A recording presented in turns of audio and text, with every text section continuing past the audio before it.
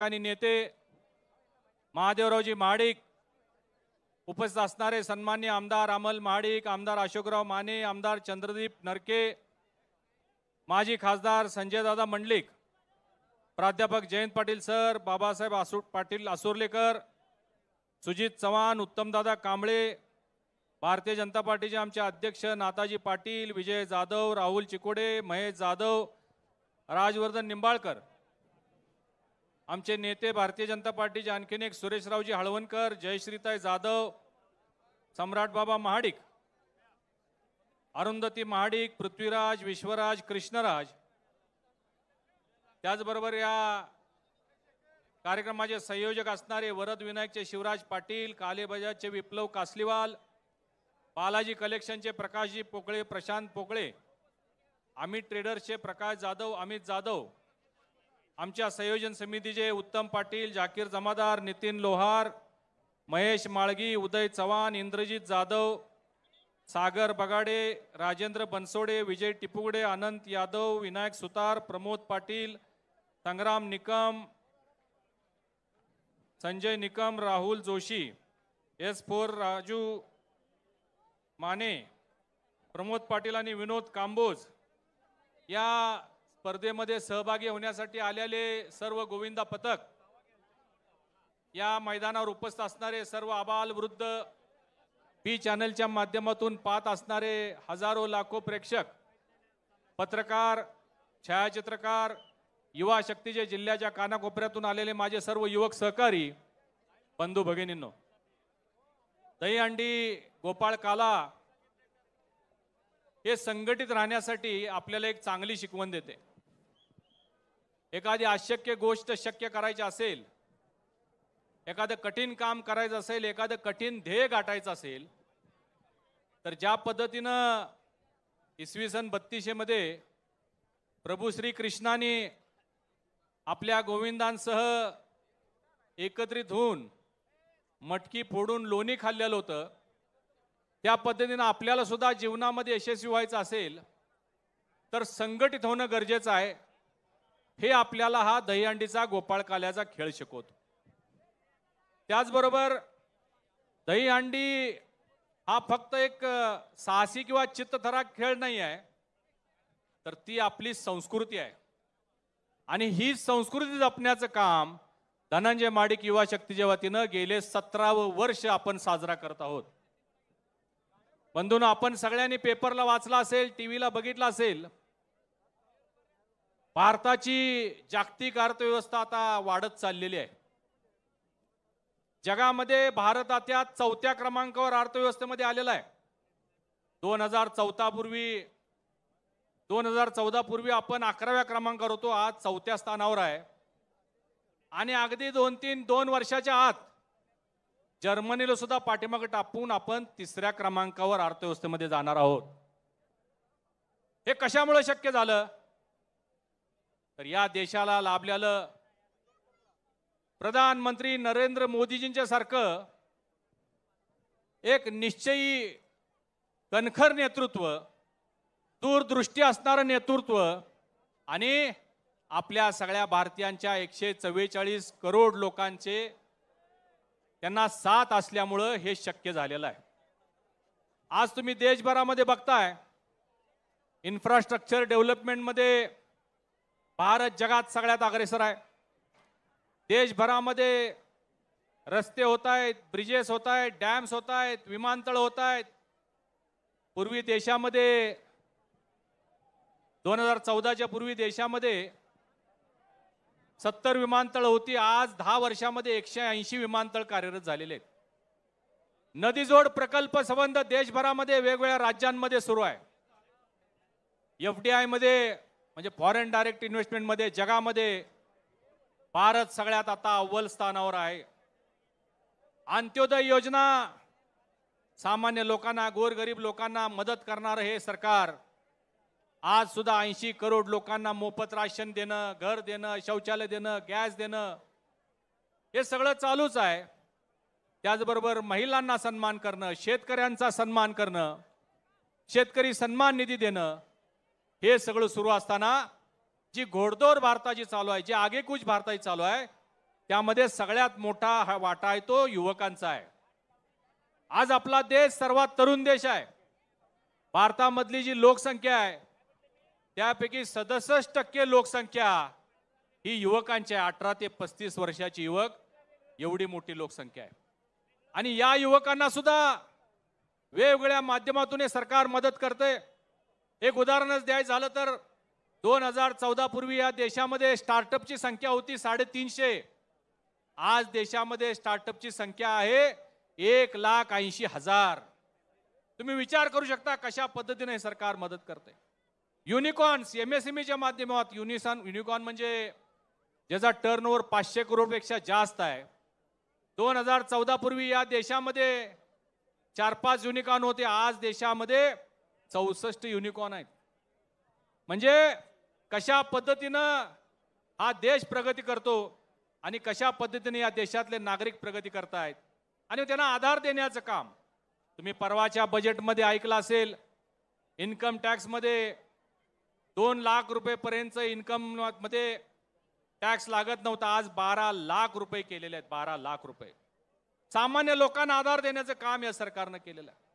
त्याचबरोबर 8च दिवसापूर्वी आपण वाचलं असेल,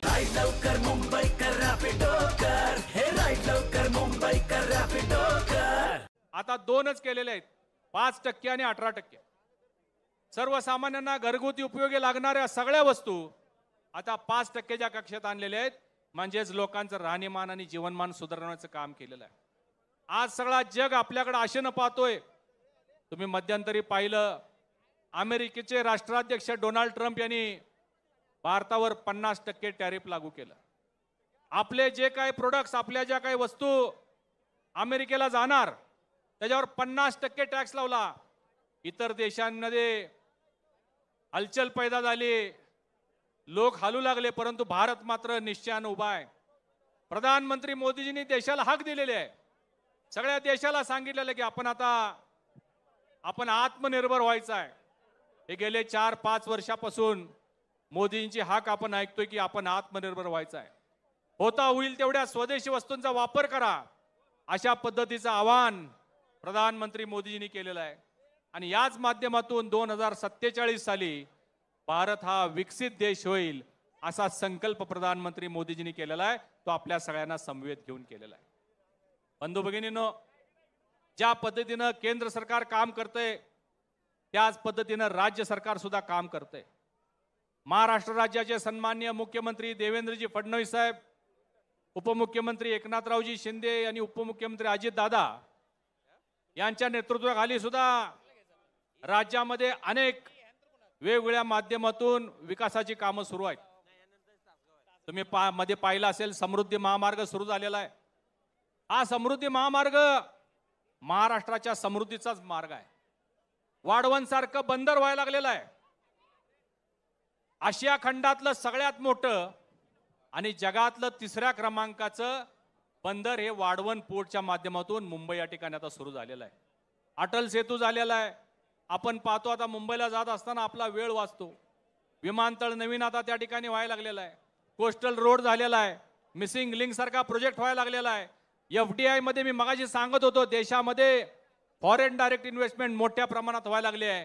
त्यापैकी 31% रक्कम ही महाराष्ट्रामध्ये गुंतवणूक होते. हे आपल्या महाराष्ट्र सरकारचं यश आहे.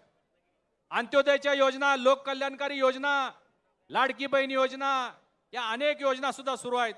शेतकऱ्यांसाठी अनुदान दिलं जातं, बांधकाम कामगारांसाठी सुद्धा अनुदान दिलं जातं. हे सुद्धा आपण सगळे पाहतोय.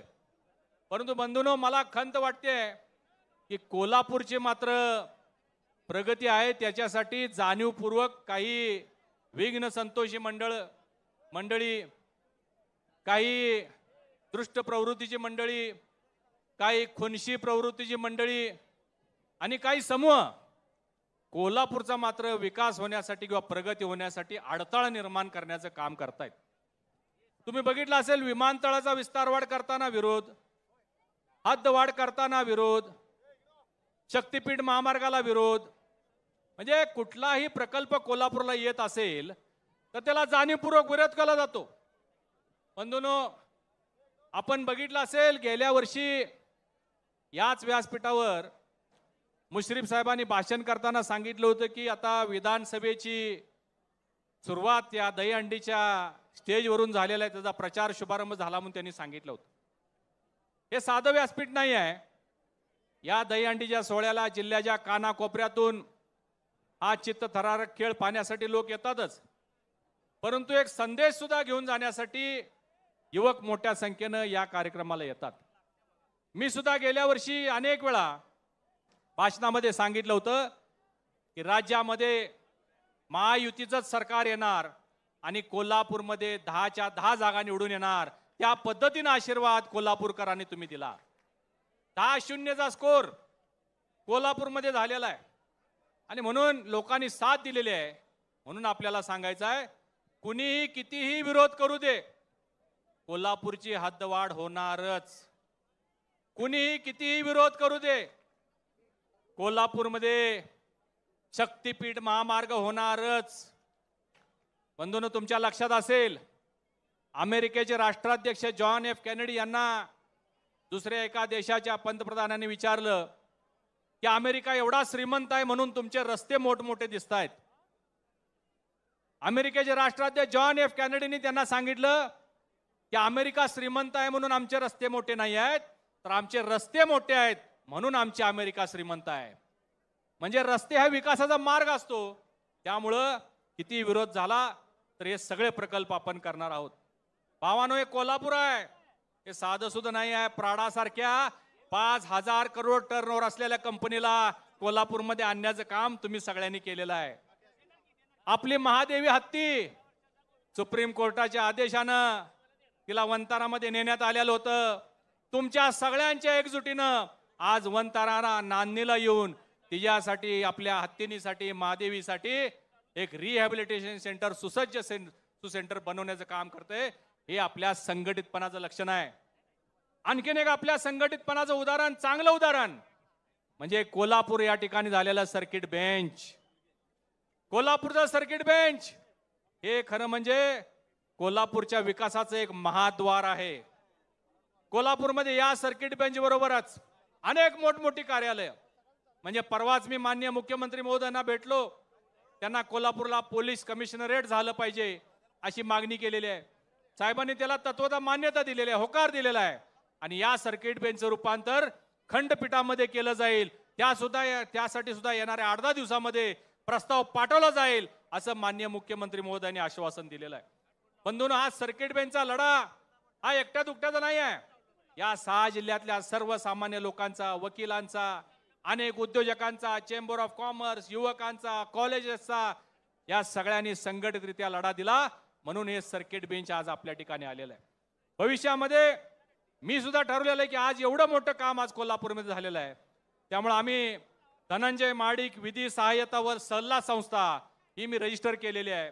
यामध्ये 20 वकील जिल्ह्याच्या कानाकोपऱ्यामध्ये जाऊन, 5 जिल्ह्यांच्या कानाकोपऱ्यामध्ये जाऊन लोकांना न्यायासाठी सल्ला देण्याचं काम युवा शक्तीच्या वतीने सुद्धा आता आम्ही भविष्यात करणार आहोत. मी जे जे बोललो होतो ते करण्याचं काम मी प्रामाणिकपणाने केलेलं आहे. मी बोललो होतो कोल्हापूरचं विमानतळ होणार. तुम्ही बघितलं असेल, माजी पालकमंत्र्यांनी एका भाषणामध्ये माझी खिल्ली उडवलेली होती. माडकांचं विमान कुठे गिरट्या मारते का बघा असं त्यांनी खिल्ली उडवली होती.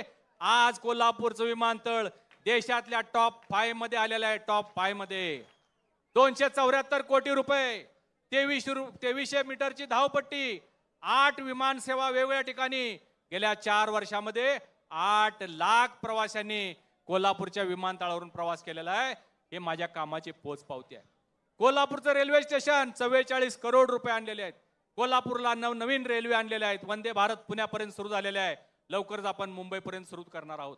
कोल्हापूर शहराला 150 इलेक्ट्रिक बसेस, प्रधानमंत्री ई बस माध्यमातून 150 इलेक्ट्रिक बसेस आणलेले आहेत. कोल्हापूरच्या बास्केट ब्रिजला सुद्धा तुमच्या लक्षात असेल, मंजूर झालेला, पैसे खात्यावर आलेला असताना सुद्धा मध्यंतरीच्या 2.5 वर्षाच्या महाविकास आघाडीच्या काळामध्ये त्या प्रकल्पाला मुद्दा म्हणून थांबवण्यात आलं. परंतु परमेश्वर माझ्या पाठीशी आहे. मी पुन्हा खासदार झालो आणि त्या प्रकल्पाला पुन्हा सुरुवात केली. आणि आता हा 170 कोटी रुपयाचा बास्केट ब्रिज शिरोलीपासून 4.25 किलोमीटरचा फ्लायओव्हर होऊन 624 कोटी रुपयाचा होणार आहे. जे जे बोलतो ते करतो. म्हणूनच वेगवेगळ्या पद्धतीचे पुरस्कार मला मिळालेले आहेत. 3 वेळा संसद रत्न पुरस्कार मिळालेला आहे.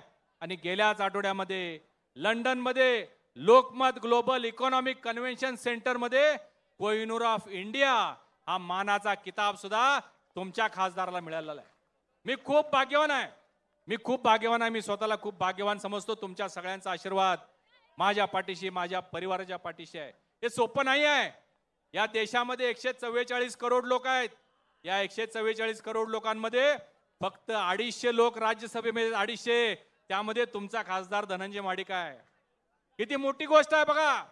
आणि म्हणून मी आपल्याला विनंती करतो, कोल्हापूरकरांना भरभरून दिलेला आहे. माडिक साहेबांना 20 वर्ष महादेवराव माडिक साहेबांना सगळ्या सत्ता ताब्यात दिल्या. विधान परिषद त्यांच्याकडे होती. मला लोकसभेमध्ये आपण पाठवलं. आज भारतीय जनता पार्टीनं, फडणवीस साहेबांनी, अमित शहा साहेबांनी, चंद्रकांत दादांनी मला राज्यसभेवर पाठवलं. अमल माडिकांना 2 वेळा दक्षिण मधून आपण निवडून दिलं. 2 वेळा. गेल्या वेळची झुंज, यावेळी आणखीन अटीतटीची झुंज झाली होती. ते मैदान सुद्धा अमल माडिकांनी मारण्याचं काम केलेलं आहे. शोमिका माडिक जिल्हा परिषद अध्यक्ष म्हणून काम केलेलं आहे. आमच्या गोकुळ दूध संघाच्या संचालिका म्हणून ते काम करतायत. आता कृष्णराज थोडक्यात राहिला होता गेल्या वेळी, पण त्याचा पण नंबर आता भविष्यात लागणार आहे. कारण तो उगवता सूर्य आहे. कुणी किती झाकायचा प्रयत्न केला तर तो झाकणार नाही, तो उगवणारच आहे. पण मला तुमचा आशीर्वाद, या माडिक परिवाराला आशीर्वाद एवढ्यासाठी पाहिजे की कोल्हापूरचे अजून अनेक प्रकल्प प्रलंबित आहेत. कोल्हापूरमध्ये 100% रस्ते कॉन्क्रीटचे करायचे आहेत. आपल्याला कोल्हापूरचे रस्ते खराब आहेत म्हणून खूप लोक नाराज आहेत. परंतु मुख्यमंत्री महोदयांच्या माध्यमातून 100% कॉन्क्रीटचे रस्ते करणार आहोत. तावडे हॉटेल ते शिवाजी पूल, मोठा फ्लायओव्हर 1000 कोटीच्या पुढे बजेट जाणार आहे, तो पूर्ण करायचा आहे. कोल्हापूर महालक्ष्मीचा तीर्थक्षेत्र विकास आराखडा पूर्ण करायचा आहे. कोल्हापूरच्या ज्योतिबाचा आराखडा पूर्ण करायचा आहे. हे सगळं करण्यासाठी तुमच्या सगळ्यांचे आशीर्वाद आमच्या पाठीशी पाहिजेत. येणाऱ्या महापालिका आणि जिल्हा परिषद मध्ये आपण सगळ्यांनी महायुतीच्या आमच्या या सगळ्या उमेदवारांना साथ द्यावी, संधी द्यावी आणि आशीर्वाद द्यावी, ही विनंती मी आपल्याला आज या व्यासपीठातून करणार आहे. आपण पाहिलं की 10च्या 10 आमदार आमचे आहेत आणि महायुतीचं सरकार राज्यामध्ये आहे, एनडीएचं सरकार केंद्रामध्ये आहे. चांगलं काम करायचं असेल तर सगळीकडे आपलं सरकार असणं गरजेचं असतं. म्हणून येणाऱ्या महापालिका आणि जिल्हा परिषदमध्ये आपली साथ हवी आहे. त्याच पद्धतीनं गोकुळ दूध संघाचं मैदान सुद्धा पुढच्या वेळी आपल्याला मारायचं आहे. आज महायुतीची सत्ता, महायुतीचे चेअरमन झालेले आहेत, महायुती सत्ता नाही आहे.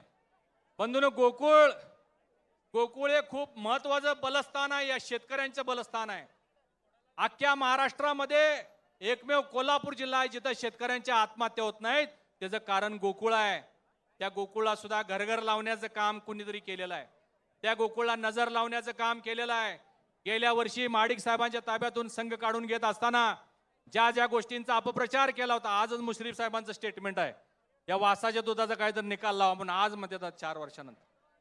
मुश्रीफ साहेब, आज तुम्ही चांगला निर्णय घ्यायला लागलेला आहे, परंतु ही जी सत्ता आज त्यांच्या ताब्यामध्ये आहे ती काढून घेऊन सर्वसामान्य शेतकऱ्यांच्या हिताचं राजकारण करणाऱ्या यांच्याकडे ही सत्ता भविष्यामध्ये गोकुळची आले पाहिजे. त्यासाठी आपण सगळ्यांनी साथ देणं गरजेचं आहे. काय दिलं या काँग्रेसने या सरकारला? काँग्रेसने आपल्या कोल्हापूरला काय दिलं? एक थेट पाईपलाईन, त्याचा अजून पत्ता नाही.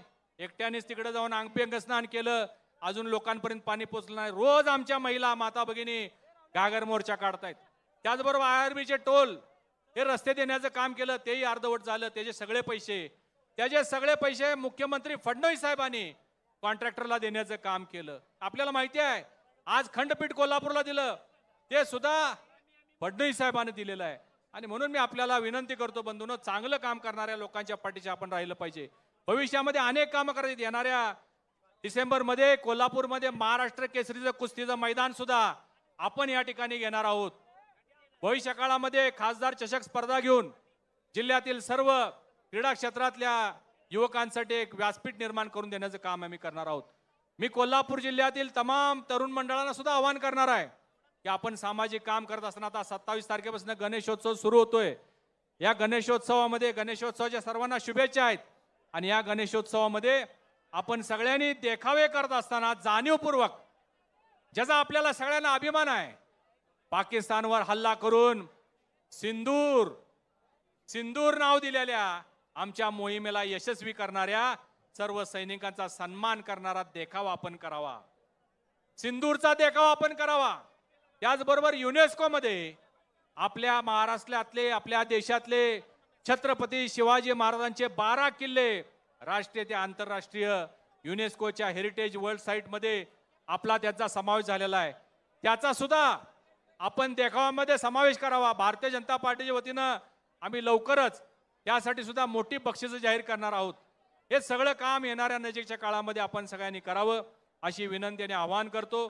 त्याचबरोबर धनंजय महाडिक युवा शक्ती पृथ्वीराज महाडिक आहेत, ते अध्यक्ष म्हणून काम बघतायत. मी त्यांनाही विनंती करेन, ही युवकांची फौज ही आपली ताकद आहे.